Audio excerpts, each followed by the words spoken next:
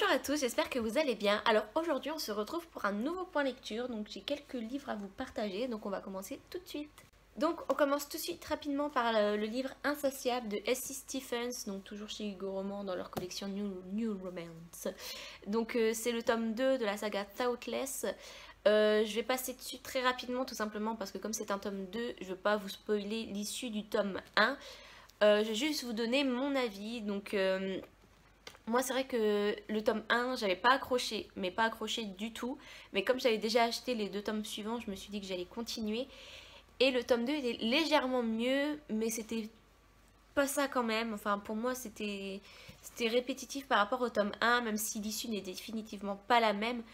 Pour moi c'était trop répétitif et entre la situation du début et la situation de fin, je me suis franchement ennuyée quand même. Donc je vais lire le tome 3 parce qu'il a beaucoup de... Enfin, il a des très bonnes notes sur Livre Addict.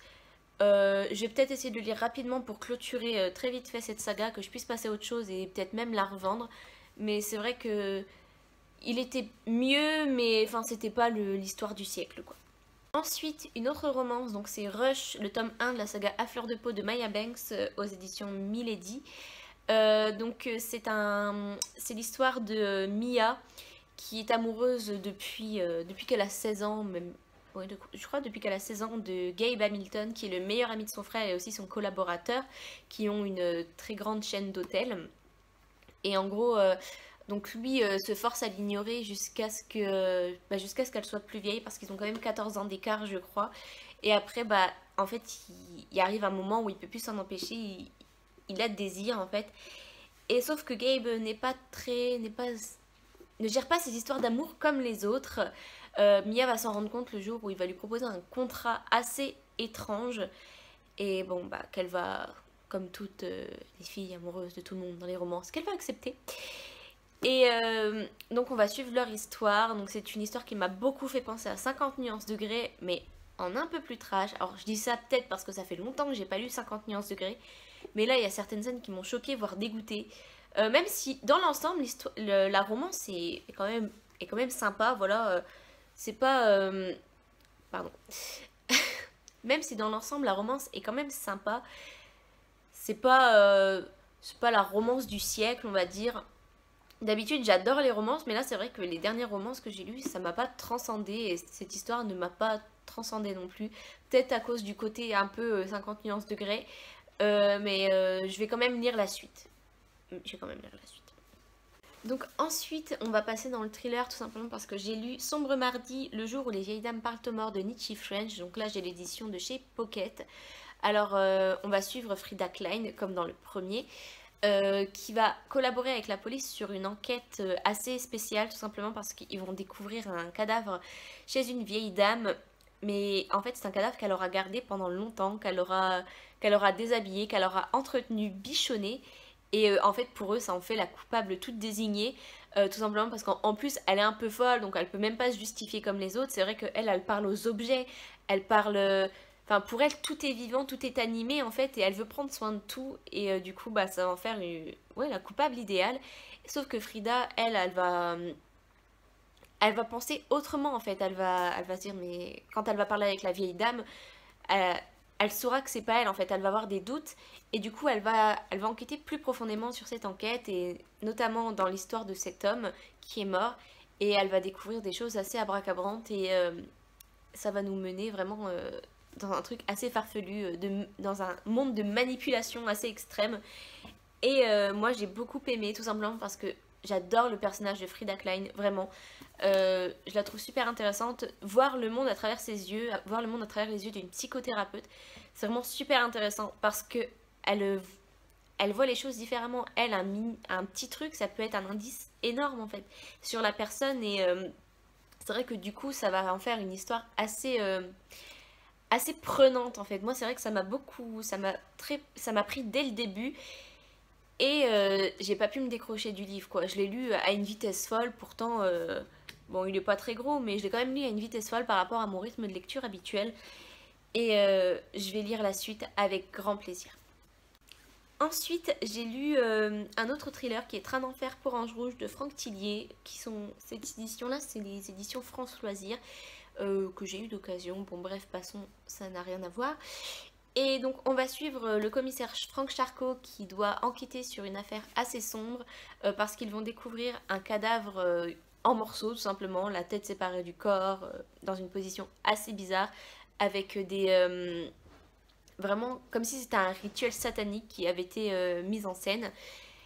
Et donc, en sachant que Frank Charcot, qui est assez torturé personnellement, tout simplement parce que sa femme a disparu il y a 6 mois, il ne l'a toujours pas retrouvée. Voilà, son instinct lui dit qu'elle est, enfin, son instinct lui dit qu'elle est morte. Son cerveau lui dit que, non, son instinct lui dit qu'elle est en vie, son cerveau lui dit qu'elle est morte. Bon, bref, c'est un personnage assez torturé déjà dès le départ, et cette affaire va lui faire ressortir son instinct de policier. Il va se jeter dans l'enquête corps et âme et l'amener dans un monde assez sombre, voilà. Donc c'est une histoire qui est très détaillée, vraiment très détaillée parce que c'est assez gore même par moment. Si vous voulez vous lancer dans le thriller, je pense pas que ce soit le premier livre qu'il faut le lire. Voilà, je pense que un livre comme le Nietzsche French d'avant, car je vous ai pas dit d'ailleurs, le premier tome c'est Lundi Mélancolie de cette histoire, c'est un tome 2. Mais je vous l'avais dit dans mon book haul, donc ça compte pas. Donc bref, je pense plus que ça, c'est pas pour les débutants en thriller, parce que c'est quand même assez gore. Moi, il y a certaines scènes même qui m'ont un peu dégoûtée, j'ai fait la grimace. Mais c'est une histoire elle est happante en fait, tout simplement parce qu'il y a de l'action du début à la fin, il n'y a pas de moment de pause, il y a toujours des rebondissements. Euh, Moi, ça m'a pas gêné. Certaines personnes peuvent trouver ça étouffant parce qu'elles n'ont pas le temps de respirer. Mais moi, c'est ce que j'aime en fait, quand il y a toujours de l'action, quand on n'a pas le temps de s'ennuyer. Et là, c'est ce que ce livre m'a procuré. Donc, j'en suis très heureuse et je vais lire les aventures de ce policier avec plaisir. Ensuite, une saga Bitlit que j'ai commencé, que je vous ai présenté sur Instagram, que j'adore. Il s'agit de Meg Corbin, le premier tome qui est Lettre écarlate de Anne Bishop, édité chez Milady. J'ai adoré cette histoire. Pour moi, c'est un coup de cœur, vraiment. Du début à la fin, j'étais prise par cette histoire. Je l'ai lue à une vitesse phénoménale. J'étais même dégoûtée quand ça s'est terminé parce qu'il fallait que j'attende de recevoir le deuxième pour lire la suite. Donc, on va suivre Meg Corbin, qui est une Cassandra Sang, donc une prophétesse de sang, qui, en fait, quand on lui fait des entailles, ça va en ressortir une prophétie. Et c'est pour ça qu'elle est très précieuse. Elle va s'échapper de l'institution où elle était, tout simplement parce que pour elle, elle ne supportait plus, tout simplement. Et en fait, dans ce monde-là, il va y avoir deux camps. Le camp des humains et le camp des autres. Donc, qui sont les autres, en gros, ça va être des loups-garous, des ours-garous, des vampires. Tout ce qui peut être des garous, en fait, même des corbeaux, des renards, des coyotes. Et nombre d'autres qui sont encore plus mystérieux en fait qu'on ne connaît pas et elle va aller trouver refuge chez les autres qui ont un enclos. Ça peut paraître assez animal, assez élevage, mais pas du tout en fait. Pour eux, l'enclos c'est ce qui va les séparer des humains parce qu'ils ne supportent pas le contact des humains. Pour eux, c'est leurs ennemis jurés en fait. Même pas leurs ennemis, pour eux ce sont juste des proies qui veulent manger. S'ils ne tolèrent les humains, c'est juste parce qu'ils leur sont utiles dans leur découverte. Bonjour mon chien. Tu veux lire? Tu veux encore lire? Tu veux lire ça? Non. Eh ben alors laisse-moi tranquille. Mon gros bébé. Allez, file de la Jay. Vraiment. Bref. Encore une intrusion. Donc, je ne sais plus ce que je disais. Je disais oui que si les autres toléraient la présence des humains et qu'ils ne les mangeaient pas tout simplement, c'est tout simplement parce que leurs découvertes leur sont utiles en fait, parce que les humains leur sont utiles. Mais elle va trouver refuge, Meg Corbin va trouver refuge dans cet enclos parce que tout simplement elle n'est pas assujettie aux lois humaines et que du coup celui qui la possédait et qui la traque ne pourra pas, aura plus de mal à la retrouver et à pouvoir l'enlever. Et voilà, donc elle va être recueillie et prise sous l'aile de Simon Wolfgard, qui est le chef de cet enclos, qui lui s'efforce à garder quelques contacts avec les humains pour pouvoir mieux les étudier. Et du coup, il va lui proposer un travail. Et voilà, je ne vais pas trop vous en dire pour pas trop vous spoiler, mais tout ce que je viens de vous dire, c'est vraiment même pas un cinquième du livre, vraiment. Et elle sait que par une vision, ce personnage, Simon Wolfgard, va la mener à sa perte. mais elle n'a pas le choix, c'est ce qui va lui permettre de survivre en premier lieu. Et c'est vraiment... j'adore le personnage de Meg Corbin, elle est super intéressante.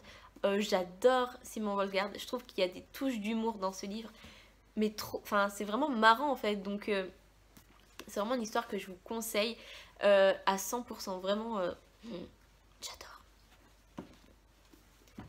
Et ensuite, le tome 2, qui est Volet Noir, donc qui est franchement plus court, hein. On peut le voir, voilà. Celui-ci, je crois, il fait 500 pages, celui-ci doit en faire 300 ou 400. Ah non, celui-ci, il fait presque 500 pages, donc l'autre, il doit en faire à peu près 600. Ouais, il en fait 630. L'autre en fait 630. Bref, détail inutile pour l'instant.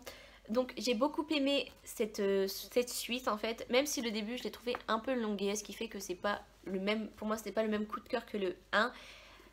Mais c'est quand même pas mal, j'aime beaucoup, je lis la suite, j'ai dévoré. En même temps ce livre là, dès que je l'ai reçu 2 jours après, je l'ai lu direct en fait, tellement j'étais pressée de savoir la suite. J'ai le 3 et le 4 qui sont derrière moi, qui attendent, et ils vont être dévorés sous peu, vraiment. Donc voilà. Donc voilà, j'en ai fini avec ce point lecture. J'espère que ça vous aura plu, que j'ai été très claire, même si à par moment, même moi je me trouvais pas très claire. J'espère que vous m'avez compris. Toi, tu m'as compris? Oui? Toi, tu m'as compris. Oh, je t'ai mis du rouge à lèvres. Donc bref, j'espère que vous m'avez comprise. Et donc donnez-moi vos avis dans les commentaires s'il y a certains livres qui vous ont donné envie ou que vous avez déjà lu et dont l'avis diffère. Moi ça m'intéresse, donc n'hésitez pas à vous abonner à ma chaîne si cette vidéo vous a plu, à laisser un petit like, ça me fait toujours plaisir. Et puis je vous dis à bientôt dans ma prochaine vidéo. Ciao!